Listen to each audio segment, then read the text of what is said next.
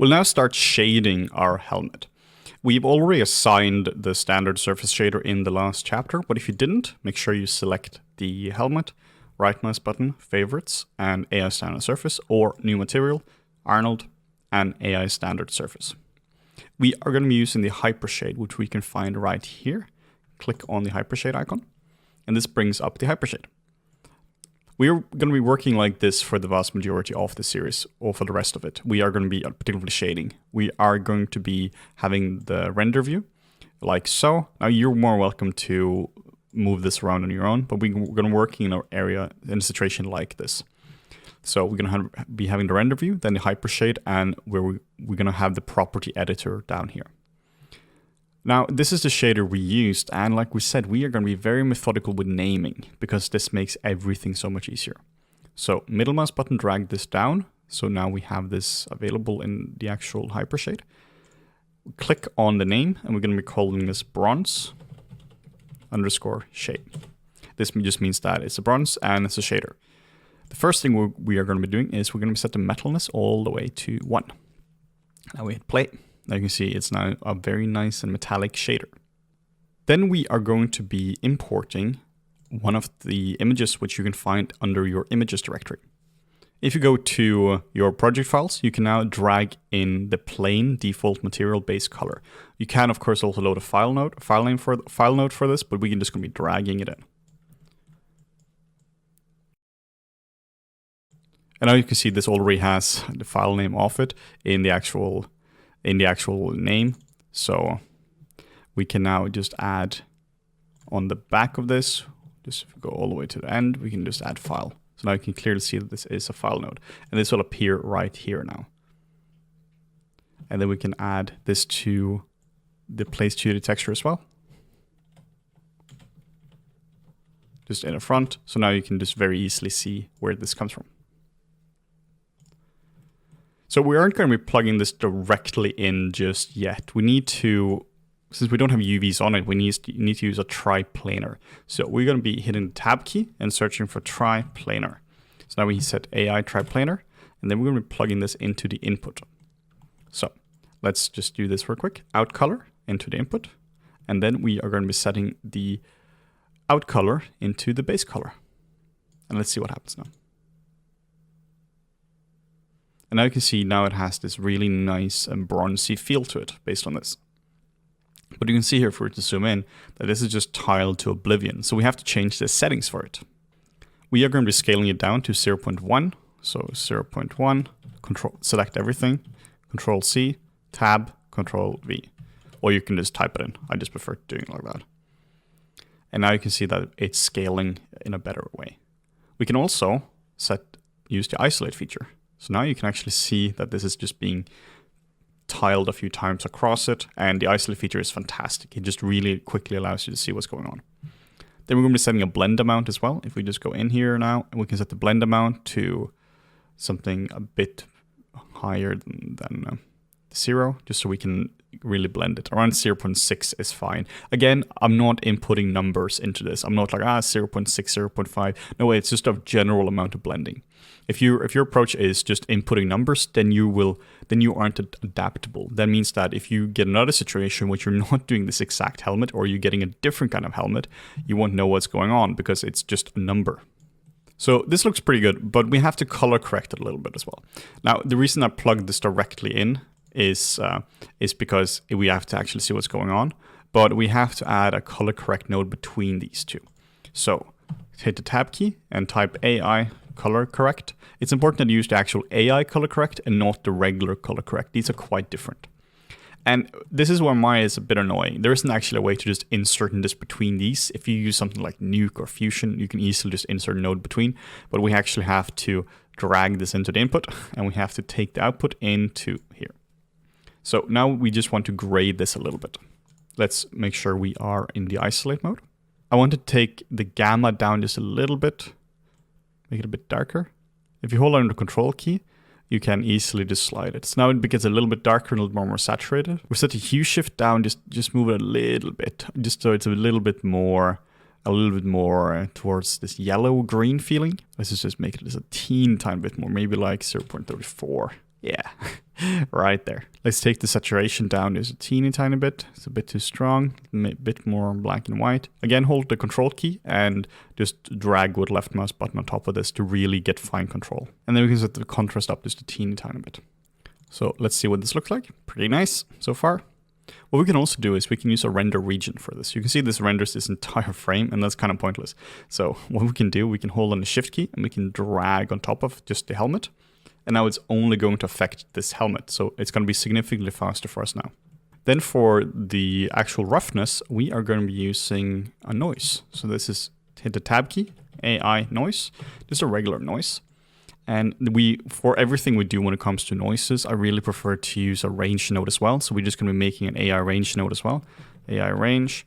What this allows us to do is to really grade the noise. When it comes to specular roughness, it's really important to use a range node because now you can so elegantly control the amount of it. So particularly when you're dealing with roughness, it's imperative that you use a range node.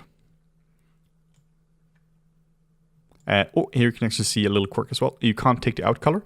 So if you're dealing with this, this is just me being stupid. If you're trying to drag it out over like this and you can't, that's because you have to actually open up the out color, and then you can now set the red channel. You don't have to specifically the red channel. In this case, they're identical, so that doesn't really matter.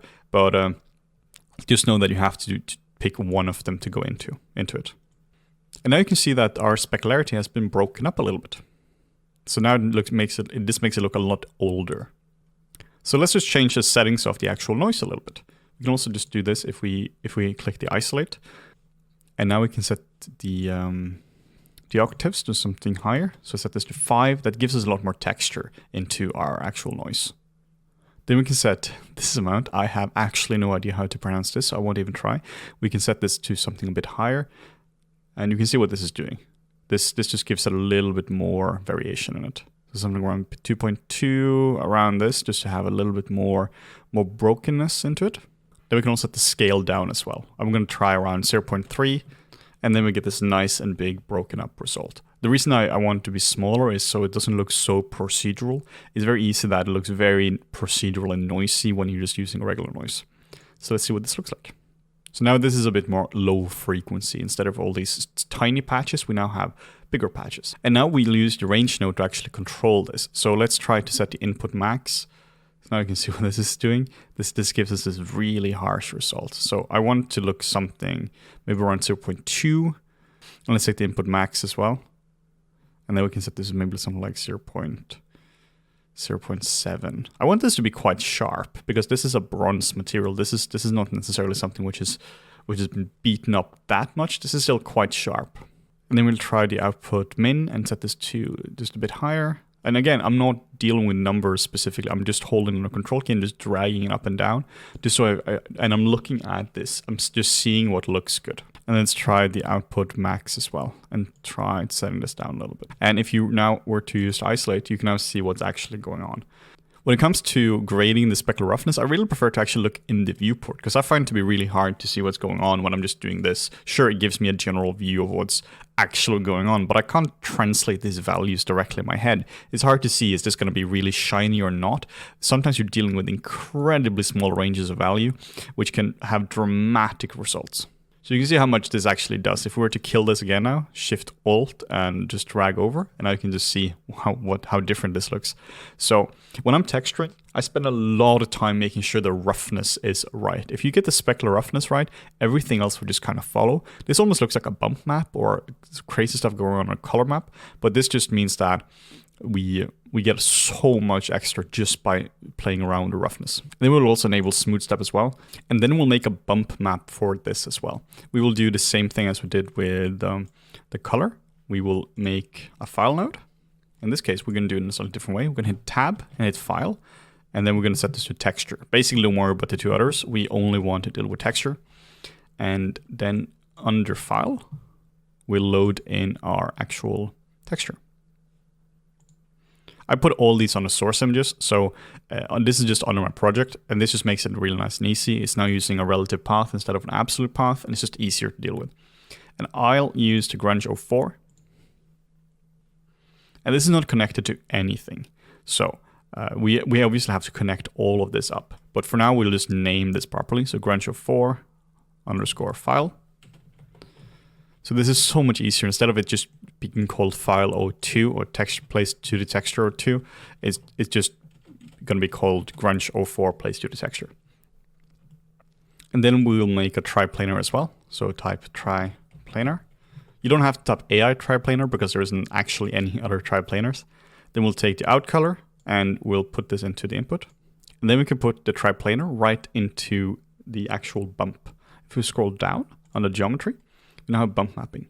If we drag this under, you can now see what's going on. This will create an actual 2D bump node. So I want this to be the out color. And I want this to be specifically out color red. It doesn't matter which one this is. It really doesn't matter because it's identical. And then we'll set this to bump value, which is right here. And then we'll click close. So now we created an actual bump 2D node, and we have put this into the bump slot. So let's see what happens now. Now you can see that we have this incredibly tiled result, which of course we have to kill like before. I will go under the triplanar node and I will set this to 0.3. And this is just a generally good number for me. This doesn't necessarily work with what you have in your scene, or your maps. So just try this out. And then I'll go under the 2D bump, under the triplanar, and now you can actually see what's going on. So this is still way too big or way too tiled. So I'm gonna have to set this to something a lot lower. 0.1, 0.1, and 0.1. And now you can see that this looks a bit more organic and less tiled, but we're still getting these seam lines throughout. And this is where the blend comes in. So now we just set the blend to a bit higher, and I can see that the seam line just disappears entirely. But I don't like that it looks this horizontal. So I'm just going to go under rotate, and this is, remember, X, Y, and Z. So I'm just going to set a value here. I'm going to try something like 45, and that looks pretty nice. Now we have broken this up a little bit. Let's try minus 45 and see if this works. And this looks pretty good. Now we're getting something which kind of flows with the direction of it. And you can just try a few different values. The point is you want to break it up. It's not that you necessarily have the perfect value. It's just that it's just going to be nicely broken up. So let's disable isolate and let's see what happens. And obviously the bump is far, far too strong now. We can't work with this at all. So we are going to be setting the bump amount or the bump depth something quite low. Let's try 0.5 and see if this works. And still far too high. So we will set this down. We'll set this down drastically, 0.1. And let's see if this works now. Okay, so now you can see we get some nice breakup in these regions. So the bump is really nice. Maybe it's a little bit too weak. So let's set this to 0.2. And this is going to be the basis for our actual bronze shader. Then we'll make the gray metal material. Now, in order to actually make this and connect this to the same object, we will have to expose the shader group. Essentially, we want whatever this material is plugging into, we want to change that to something else. Just make sure to save, hit Control S. And then we will click on the bronze shader, and then we click on input and output. And now you can see we get all the input and all the output. And this just means that we get the actual output. We get whatever is coming out of this. So now we have this AI standard surface shader group. And first we should really rename this. And we'll call this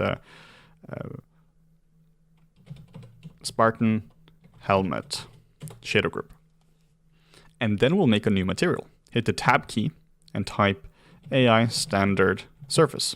It's really cool in the hypershader. You can actually make materials as well. So we can do everything within the hypershader directly, including assigning materials.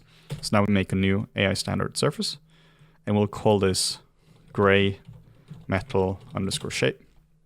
And then we'll delete the actual shader group, because now we don't actually want another shader group, because remember, the shader group determines where stuff is assigned. So this material, or this helmet, already has the spartanHelmet shader group. So if we were now to get the out color and just put this in here, now you can see we assigned this new material. So whatever is assigned under the surface shader will now be what's assigned to the material.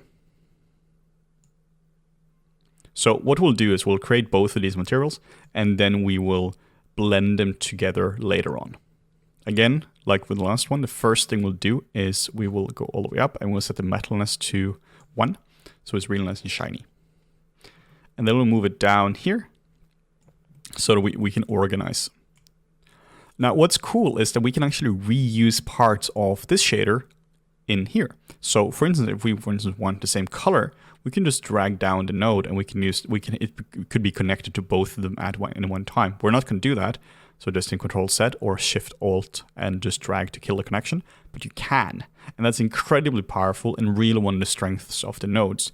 So if you have 10 materials or 10 objects and they're all using the same bump, you don't have to have 10 file nodes for the bump. You can just use the same one and just plug them into all of them. So in this case, we do actually want to use the same color, but we want to have a different grading on it. So we will create an AI color correct.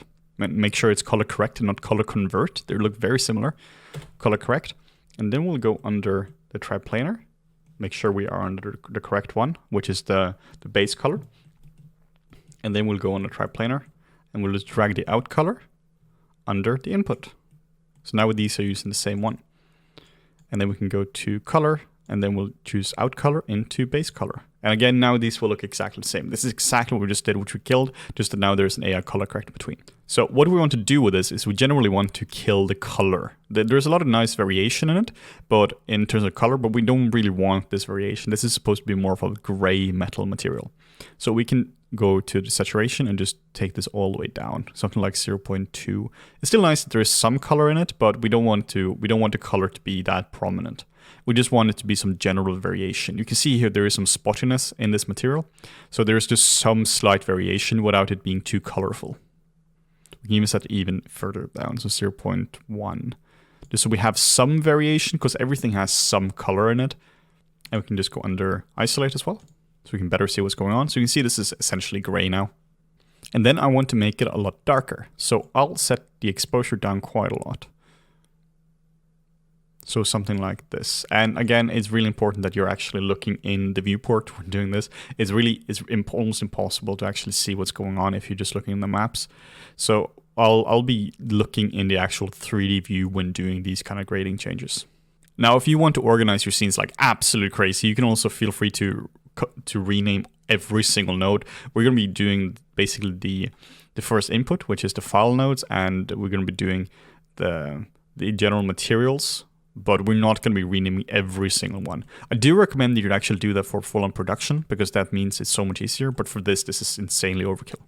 What I want to do now is I want to input an actual map into the specular roughness, but the map already exists. This is the Grunge 04, so instead of importing this again, I'm going to be using the same triplanar and the same Grunge map and just inputting this under the specular roughness. The way I'm going to be doing this is plug it in, but with an AI range node in the middle. So hit tab, AI range, and then we can set the out color into the input. And then the out color, make sure this is set to out R be one of them really. And then we set this to be specular roughness. And now you should see that this has been broken up just a little bit more. But now we will use the range to really control this. We want the contrast to be sharper, and we also want to control like the actual value of it as well. So let's set the output min to around maybe 0.1, 0.08. And then we'll do the input max, and we'll put this quite down. So it's maybe around 0.2 to 5.3. Now you can really see that the texture is starting to be nicely broken up like this. You can, of course, also go in and actually look at the map, what we're doing. But I find it to be more useful, to be honest, to actually look in the 3D view. Now you can see this looks really nicely broken up. And then we'll set the output min to around 0.2. And this just controls what is the actual lowest value. And now by setting this to a really high number, you can see that everything becomes crazy diffuse. And we set this really low, it's going to be really sharp. So maybe around 0.2. And now under output max, we can set this to maybe 0.9. And this just means that this is the highest value something can be. So looking at this now, we can see what's going on. So now we have a pretty nice specular roughness map, which is nicely broken up like this as well. And then we'll use the same map for the actual bump map. So we use the same one as we used for the other one right in here. And this just means we can just be a lot more efficient. So just put out bump and put this under normal camera. And now you can see we get this really nice broken up metal result. So while this might look a little bit complicated, when we're just looking at the graph, it's pretty straightforward when we're just actually blocking it out. We have an actual shader group, which determines where the materials, or what this materials is going to be actually displayed and assigned to the actual model. Then we have a general material, which we've set the metalness to be 1. For the color, we are plugging in just a straight up map. It looks like there are a lot of nodes, but in general, we have just a map which has been exported out. We have a map which has just been imported into Maya, which comes from an external software, which uses a triplanar, and then we're just changing the color a little bit for it. For the specular roughness, we're using a simple noise with a range node, just to make sure we can control the actual values. And for the bump, we're doing the same thing as with the color. We're using a simple image map, which we plug into a triplanar, so we don't need UVs. Then under the bump, we plug it into the bump using a bump 2D, and we're just controlling the amount. Then we do the same thing for the metal gray. We use the same color as we used before, and we're just grading this in a slightly different way. And then we're using the same actual map for the roughness as we used for bump in the last one, just by plugging this in. We're using a range node to put this into the specularity, and we're using the same bump node in both of the shaders. So while it might look complicated, it's not that bad actually. In the next chapter, we will be blending these two together and we'll make this look really nice.